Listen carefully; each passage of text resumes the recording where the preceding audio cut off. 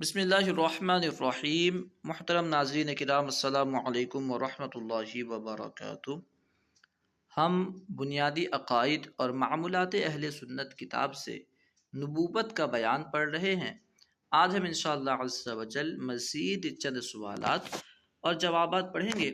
دیکھیے سوال، کیا سارے انبیاء کرام برابر ہیں؟ جواب، انبیاء علیہم الصلاۃ والسلام نبی ہونے میں برابر ہیں۔ نبی ہونے کے اعتبار سے تمام انبیاء برابر ہیں۔ اسے یوں سمجھ لیجئے سمجھنے کے لیے، جیسے تمام انسان ہونے کے اعتبار سے برابر ہیں، چاہے وہ گورا ہو، کالا ہو، بڑا ہو، چھوٹا ہو، عالم ہو، جاہل ہو، تو انسان ہونے کے اعتبار سے سب برابر ہیں۔ لیکن پھر علم کے اعتبار سے، مال کے اعتبار سے، نسب کے اعتبار سے، مرتبہ کے اعتبار سے، منصب کے اعتبار سے، خوبصورتی کے اعتبار سے، عمر کے اعتبار سے، الگ الگ اعتبار سے ان کے مراتب الگ الگ ہیں۔ لیکن نفس انسان ہونے میں، حیوان ناطق ہونے میں سب انسان برابر ہیں۔ ٹھیک ہے، یوں ہی سمجھ لیجئے سمجھنے کے لیے، ٹھیک ہے۔ انبیاء علیہم الصلاۃ والسلام نبی ہونے میں برابر ہیں کہ تمام کو بندوں کی ہدایت کے لیے بھیجا گیا ہے۔ تمام انبیاء کو اس لیے بھیجا گیا کہ وہ لوگوں کی رہنمائی کریں، ٹھیک ہے، ہدایت کے لیے بھیجا گیا۔ البتہ ان کے مراتب میں فرق ہے، بعض کا رتبہ بعض سے اعلیٰ ہے۔ سب سے بڑا رتبہ ہمارے آقا و مولا سید الانبیاء یعنی تمام انبیاء کے سردار محمد مصطفیٰ صلی اللہ تعالی علیہ وآلہ وسلم کا ہے۔ سب سے بڑا رتبہ ہے، کیونکہ نبی پاک تو وجہ تخلیق کائنات ہیں۔ آپ ہی کے صدقے طفیل پوری کائنات کی تخلیق ہوئی ہے۔ تمام انبیاء کرام بھی آپ ہی کے صدقے طفیل بنائے گئے ہیں، ٹھیک ہے۔ سوال، حضور صلی اللہ تعالی علیہ وآلہ وسلم کا مقام سب سے بلند اور اعلیٰ کیوں ہے؟ ٹھیک ہے، جواب اس میں بیان کیا جائے گا، لیکن یوں سمجھ لیجیے کیونکہ آپ اصل کائنات ہیں، یعنی آپ کا نور جو ہے اسی سے تمام کائنات کو بنایا گیا ہے۔ اللہ تعالیٰ نے سب سے پہلے اپنے نور سے نبی پاک کے نور کو پیدا فرمایا اور اس نور سے پوری دنیا کو وجود بخشی۔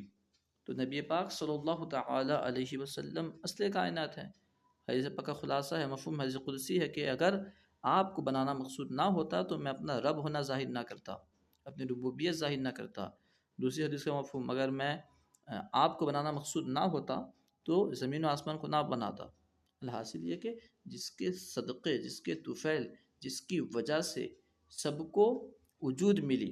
دوسرے انبیاء کرام نبی ہیں تو دوسرے انبیاء کرام جو نبی ہیں ان کا بھی وجود نبی پاک کے صدقے طفیل ہے، ٹھیک ہے۔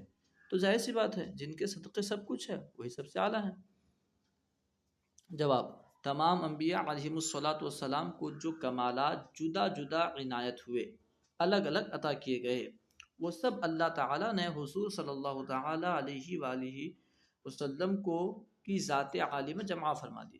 تمام انبیاء کو الگ الگ جو بھی کمالات، خوبیاں، معجزات عطا کیے گئے، تمام خوبیاں نبی پاک میں اللہ تعالیٰ نے جمع فرما دیے۔ اور حضور صلی اللہ تعالی علیہ وآلہ وسلم کے خاص کمالات جو دوسرے انبیاء میں نہیں تھے وہ بھی بہت زائد ہیں۔ بہت سے ایسے کمالات ہیں جو صرف نبی پاک میں ہیں، نبی پاک کو اللہ نے عطا کیا، اس کے علاوہ کسی نبی کو عطا نہیں کیا۔ حضور صلی اللہ تعالی علیہ وآلہ وسلم تمام انبیاء کرام کے بھی سردار ہیں، جیسے کہ شب معراج کا جو واقعہ ہے کہ آپ نے تمام انبیاء کی امامت فرمائی، اشارہ کر رہا ہے کہ تمام انبیاء میں سب سے افضل امامت کے تمام، ظاہر سی بات ہے مقتدیوں میں امامت کے لیے آگے وہی بڑھتا ہے، لوگوں میں امامت کے لیے آگے وہی بڑھتا ہے جو سب سے زیادہ اقرا کا، سب سے بڑا قاری ہو، سب سے بڑا عالم ہو، سب سے زیادہ خوبصورت ہو، تمام خوبیوں میں آگے ہو دوسرے لوگوں سے۔ تو نبی پاک کا امام بننا اس طرف اشارہ ہے کہ نبی پاک تمام انبیاء سے افضل ہیں، علم، خوبصورتی وغیرہ تمام جہت سے۔ تمام انبیاء کرام کے بھی سردار ہیں، نبی پاک تمام انبیاء کے بھی سردار ہیں، فرشتوں کے بھی سردار ہیں۔ فرشتوں کے سردار، بس اسی سے اندازہ لگا لیجئے کہ جو فرشتوں کے سردار ہیں جبرائیل علیہ السلام، جبرائیل امین نبی پاک کے غلام ہیں۔ نبی پاک کی بارگاہ میں شب معراج آپ کو جگانے کے لیے آتے ہیں تو آپ کے اپنے کافری ہونٹ نبی پاک کے تلوے میں مس کرتے ہیں، مس کر کے نبی پاک کو جگاتے ہیں۔ اسے سمجھ جائیے کہ فرشتوں کے سردار نبی پاک کے غلام ہیں، تو یقیناً نبی پاک جو ہے فرشتوں کے بھی سردار ہیں، ٹھیک ہے، اور ساری مخلوق میں سب سے افضل ہیں نبی پاک، ساری مخلوق میں سب سے افضل ہیں۔ وہ جو نہ تھے تو کچھ نہ تھا، وہ جو نہ ہو تو کچھ نہ ہو، جان ہے وہ جہان کی، جان ہے تو جہان ہے۔ ثابت ہوا کہ جملہ فرائض، اللہ فرماتے ہیں ثابت ہوا کہ جملہ فرائض فروع ہیں، اصل الاصول بندگی استاجور کی ہے، ٹھیک ہے۔ خیر، سب سے آخر نبی کون ہے؟ جواب، حضور صلی اللہ تعالی علیہ وآلہ وسلم خاتم النبیین ہے، یعنی اللہ تعالیٰ نے نبوت کا سلسلہ حضور صلی اللہ تعالی علیہ وآلہ وسلم پر ختم فرما دیا، یعنی سب سے آخر نبی ہمارے آقا صلی اللہ تعالی علیہ وسلم ہے، ٹھیک ہے۔ اس کو بس یوں سمجھ سکتے ہیں آپ، جیسے کوئی پروگرام وغیرہ ہم کرتے ہیں، جلسہ وغیرہ ہوتا ہے، تو وہاں پہ جو مقرر، خاص مقرر ہوتے ہیں یا کوئی خاص پیر صاحب ہوتے ہیں، انہیں سب سے آخر میں بھیجا جاتا ہے، کیونکہ سب لوگ انہی کے لیے آتے ہیں۔ اگر شروع میں بھیجا جائے گا سب لوگ چلے جائیں گے، الحاصل ہے کہ ان کو آخر میں بھیجا جاتا ہے۔ تو نبی پاک یہ تمام انبیاء کے سردار ہیں اور تمام مخلوقات کے سردار ہیں، آپ کے صدقے تمام کائنات کو وجود ملا، اس لیے نبیوں میں سب سے آخر میں نبی پاک کو بھیجا گیا۔ یہ سمجھنے کے لیے ہے۔ ایسے ہی سوال، جو کہے کہ حضور صلی اللہ تعالی علیہ وآلہ وسلم کے بعد بھی کوئی نبی آ سکتا ہے، اس کے بارے میں کیا حکم ہے؟ جواب، حضور صلی اللہ تعالی علیہ وآلہ وسلم کے بعد کسی کو نبوت نہیں مل سکتی، نہیں مل سکتی، نہیں مل سکتی، ٹھیک ہے۔ جو شخص حضور صلی اللہ تعالی علیہ وآلہ وسلم کے بعد کسی کو نبوت ملنا جائز سمجھے یا آپ کے آخری نبی ہونے میں شک ہی کرے، بس شک کرے، ہو سکتا ہے آخری نبی ہیں، ہوں نہ ہو سکتا ہے کوئی نبی آ جائے، شک کرے، وہ کافر ہو جاتا ہے، بس شک ہی کرے گا کافر ہو جائے گا، قرآن کی آیت کا انکار ہوگا۔ سچے دل سے قطعیت کے ساتھ حضرت محمد مصطفیٰ صلی اللہ تعالی علیہ وآلہ وسلم کے آخری نبی ہونے کا عقیدہ رکھنا بھی مسلمان ہونے کے لیے ضروری ہے، اس کے بغیر مسلمان ہو ہی نہیں سکتا۔ سوال، اللہ عز و جل تک پہنچنے کا کیا راستہ ہے؟ جواب، خدا کی راہ انبیاء علیہم الصلاۃ والسلام ہی کے ذریعے ملتی ہے، اور اللہ کی نجات کا دار و مدار یعنی انحصار انہی کی فرما برداری پر ہے، ٹھیک ہے۔ اللہ تک پہنچنا ہے تو انبیاء کرام کے بتائے ہوئے راستے پہ چلنا ہے، کیونکہ اللہ نے انہیں بھیجا ہی اسی کام کے لیے ہے کہ وہ ہماری رہنمائی کریں، ہم ان کے بتائے ہوئے راستے پہ چلیں تو ہم اللہ تک پہنچ سکتے ہیں۔ قرآن پاک میں بیان کیا گیا ہے، ان تحبون اللہ فاتبعونی، اگر تم اللہ سے محبت کرتے ہو تو میری اتباع کرو، یعنی نبی پاک سے کہا جا رہا ہے کہ آپ فرما دیجئے کہ اگر تم اللہ سے محبت کرتے ہو، یعنی اللہ سے محبت کے دعوے میں سچے ہو تو میری اتباع کرو۔ نبی پاک کی اتباع کریں گے تو اللہ تعالیٰ خوش ہوگا اور اپنا محبوب بنا لے گا۔ سوال، کیا جن اور فرشتے بھی نبی ہوتے ہیں؟ بہت سے لوگ کہتے ہیں کہ جس طرح ہم انسانوں میں ہمارے نبی ہیں، جنات میں، فرشتوں میں وہ الگ الگ نبی ہوتے ہیں، ٹھیک ہے۔ کیا واقعی جن اور فرشتوں میں نبی ہوتے ہیں؟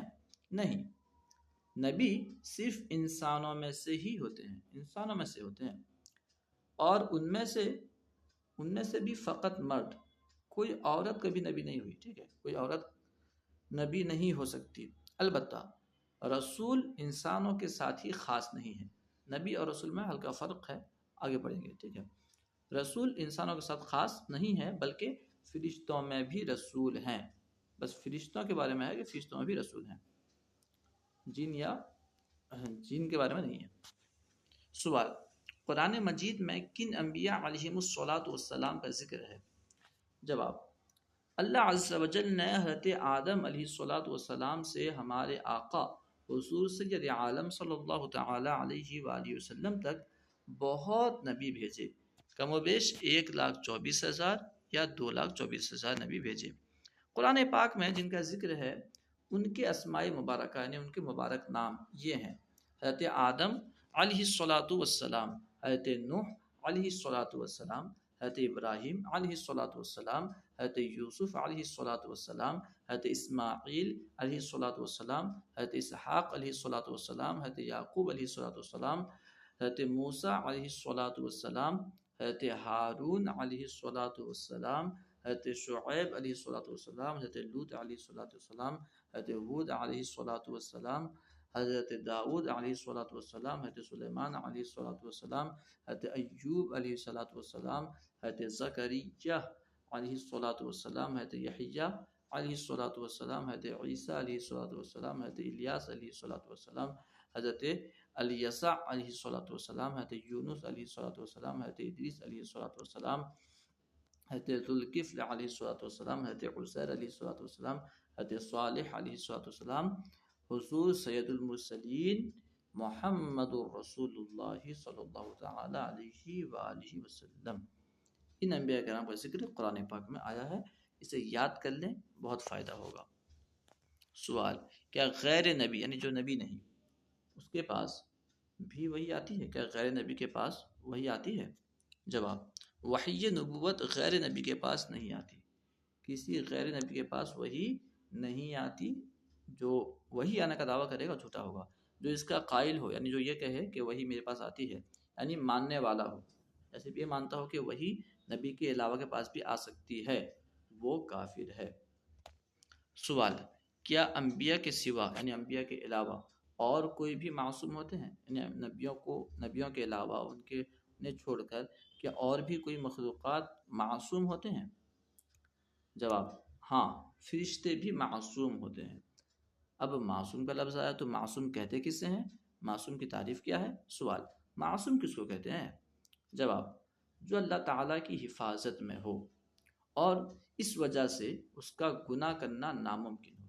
اللہ تعالیٰ کی حفاظت میں ہو، اللہ تعالیٰ کی حفاظت کر لیا ہو، وہ ان سے گناہ ہو ہی نہیں سکتا، نہ چھوٹا گناہ، نہ بڑا گناہ، نہ چاہ کر نہ چاہ کر، یعنی وہ گناہ ان سے ہونا ناممکن ہو، انہیں کہتے ہیں معصوم۔ انبیاء کرام اور فرشتے یہ معصوم ہوتے ہیں، ان سے کبھی چھوٹے سے چھوٹا گناہ نہیں ہو سکتا۔ ٹھیک ہے، جو لوگ انبیاء کرام کے لیے گناہ ثابت کرتے ہیں وہ گمراہ ہیں۔ ٹھیک ہے، کیا امام اور ولی بھی معصوم ہوتے ہیں؟ بڑے بڑے امام ہیں، اولیاء کرام گزرے ہیں، کیا وہ بھی معصوم ہوتے ہیں؟ وہ بھی تو گناہ کرتے ہیں عام طور پر، تو کیا ہم انہیں بھی معصوم کہہ سکتے ہیں؟ جواب، انبیاء علیہم الصلوۃ والسلام اور فرشتوں کے سوا یعنی ان کے علاوہ معصوم کوئی بھی نہیں ہوتا۔ ٹھیک ہے، اولیاء کو اللہ تعالیٰ اپنے کرم سے گناہوں سے بچاتا ہے، وہ محفوظ ہوتے ہیں، معصوم نہیں ہوتے۔ اللہ انہیں گناہوں سے بچا لیتا ہے، بچائے رکھتا ہے، مگر وہ معصوم نہیں ہو سکتے۔ یعنی بس فرق، دونوں گناہ نہیں کرتے، اولیاء کرام، انبیاء کرام عام طور پر گناہ ان سے نہیں ہوتے، لیکن انبیاء کرام سے گناہ ہونا ہی ناممکن ہے، گناہ ہو ہی نہیں سکتا۔ اولیاء کرام سے ہو تو سکتا ہے مگر اللہ تعالیٰ بچا لیتا ہے، مگر معصوم صرف انبیاء اور فرشتے ہی ہیں۔ سوال، دنیا میں سب سے پہلے آنے والے نبی کون ہیں؟ جواب، دنیا میں سب سے پہلے آنے والے نبی حضرت آدم علیہ الصلوۃ والسلام ہیں۔ ان سے پہلے آدمیوں کا سلسلہ نہ تھا، آدمی کہتے ہیں آدم کی اولاد کو۔ ٹھیک ہے، سب سے پہلے اللہ تعالیٰ نے انہیں اپنی قدرت کاملہ سے بغیر ماں باپ کے پیدا کیا، مگر ہمارے نبی کا وجود اس سے پہلے تھا، ہمارے نبی کی تخلیق اس سے پہلے ہو چکی تھی۔ ٹھیک ہے، اور اپنا خلیفہ یعنی نائب بنایا، اللہ تعالیٰ نے حضرت آدم کی تخلیق کی اور انہیں اپنا نائب بنایا، اور علم اسماء عنایت فرمایا، یعنی ناموں کا علم عنایت فرمایا۔ فرشتوں کو ان کے سجدے کا حکم دیا، فرشتوں کو حکم دیا کہ آدم علیہ السلام کو سجدہ کرو۔ یہ سجدہ جو تھا سجدہ تعظیمی تھا، سجدہ عبادت نہیں تھا۔ انہی سے انسانی نسل چلی، آدم علیہ السلام سے ہی انسانی نسل چلی، تمام آدمی انہی کی اولاد ہیں۔ سوال، علم اسماء کس کو کہتے ہیں؟ یہاں کہا گیا کہ اللہ تعالیٰ نے آدم علیہ السلام کو علم اسماء عطا کیا تھا، تو علم اسماء سے مراد کیا ہے؟ جواب، اللہ تعالیٰ نے جو حضرت آدم علیہ الصلوۃ والسلام کو ہر چیز اور اس کے ناموں کا علم عطا فرمایا تھا، اس کو علم اسماء کہتے ہیں۔ اللہ تعالیٰ نے دنیا میں جتنی چیزیں ہیں تمام چیزوں کے نام آدم علیہ السلام کو سکھا دیے تھے، اسی کو کہا جاتا ہے علم اسماء۔ سوال، فرشتوں نے حضرت آدم علیہ الصلوۃ والسلام کو کیسا سجدہ کیا تھا، جو سجدہ کیا تھا وہ کیسا سجدہ تھا؟ جواب، یہ سجدہ تعظیمی تھا، یعنی عزت والا سجدہ، تعظیم والا، تکریم والا، احترام والا سجدہ تھا، جو خدا کے حکم سے ملائکہ نے کیا۔ اصل وہاں پہ خدا کا حکم تھا، خدا کے حکم سے انہوں نے فرشتوں نے کیا تھا۔ اور سجدہ تعظیمی پہلی شریعتوں میں، یعنی پہلے کے نبیوں کے دنوں میں جائز تھا، ہماری شریعت میں جائز نہیں ہے۔ ہماری شریعت میں کسی کو اور کسی طرح کا سجدہ کرنا بھی جائز نہیں ہے۔